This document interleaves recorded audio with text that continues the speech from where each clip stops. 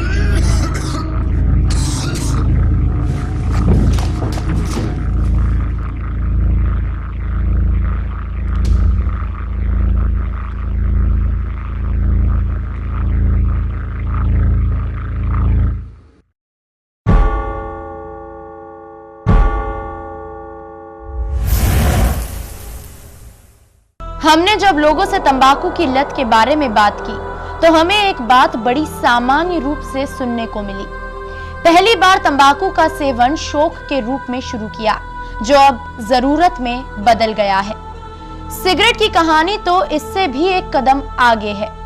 खुद को जुदा दिखाने का अंदाज सिगरेट पीने वालों को इस तरह हावी होता है कि कुछ समय बाद सिगरेट इंसान को पीने लगती है। तंबाकू के कैंसर को इस प्रकार भी समझा जा सकता है कि कैंसर होने के कारणों में 35% कारण तंबाकू जनित होते हैं। तंबाकू से हुए कैंसर का एक और पक्ष ये भी है कि इस प्रकार के कैंसर का इलाज न केवल महंगा होता है, बल्कि ठीक होने की भी कोई गारंटी नहीं रहती। पहुंचाने वाली गैसेस होती हैं, बहुत सारे दूसरे हानिकारक तत्व होते हैं जो शरीर को, विभिन्न अंगों को अलग अलग तरीके से नुकसान पहुंचाते हैं। हमें सिर्फ एक ही चीज़ पता है कि तंबाकू से कैंसर होता है, पर मैं आपको बताना चाहूँगा कि तंबाकू से कैंसर ही नहीं होता। कैंसर के अलावा भी बहुत सारी बीमारियाँ हैं, हृदय से संबंधित बीमारियाँ, फेफड़े से संबंधित बीमारियाँ, आदमी के अंदर नपुंसकता को पैदा करती है तंबाकू, और इस तरह की बहुत सारी बीमारियाँ हैं जो तंबाकू की वजह से हो सकती हैं। डॉक्टर्स भी मानते हैं कि एक बार जिसका शरीर तंबाकू का आदी हो जाता है, उन्हें इसकी लत खत्म करने के लिए एक प्रॉपर रिहैबिलिटेशन प्लान की आवश्यकता होती है। इसके साथ साथ दृढ़ इच्छा शक्ति भी अत्यंत आवश्यक है। कोई भी नशा हो, चाहे वो तंबाकू का नशा हो, चाहे वो अल्कोहल का नशा हो या सिंपल सुपारी का नशा हो, जहाँ तक हमारे मेडिकल उसमें बोलूँ तो इसके लिए सबसे ज़्यादा ज़रूरी चीज़ होती है दृढ़ इच्छा शक्ति। यदि आपके अंदर एक दृढ़ इच्छा शक्ति है तो मुझे लगता है कि आप इस तरह की चीज़ों से, इन तरह के सेवन से बच सकते हैं। और यदि आपके अंदर इच्छा शक्ति की कमी है तो मुझे लगता है कि कोई भी मेडिसिन फिर कारगर साबित नहीं होगी। बेटर है कि एक नॉर्मल उसके लिए साइकोलॉजिकली बेनिफिट हो, उसके लिए ये कर सकते हैं कि हम इन चीज़ों से थोड़ी सी दूरी बनाएं। वहीं दूसरी ओर तंबाकू के व्यापार से जुड़े लोगों का अपना एक अलग तजुर्बा है। उनका मानना है कि विशुद्ध तंबाकू उचित मात्रा में शरीर के लिए दर्द निवारक का काम करता है, लेकिन आज के समय में सस्ती और केमिकल युक्त तंबाकू शरीर को नुकसान पहुंचाने में कोई कसर नहीं छोड़ती। नहीं देखो, रामकृष्ण परमहंस जी थे, वो उनको गले का कैंसर था और हमने शांत हो गए बड़े, उनको भी कैंसर हुआ था गले का, तो तंबाकू तो खाते ही नहीं थे, ये भी हुआ कि नहीं।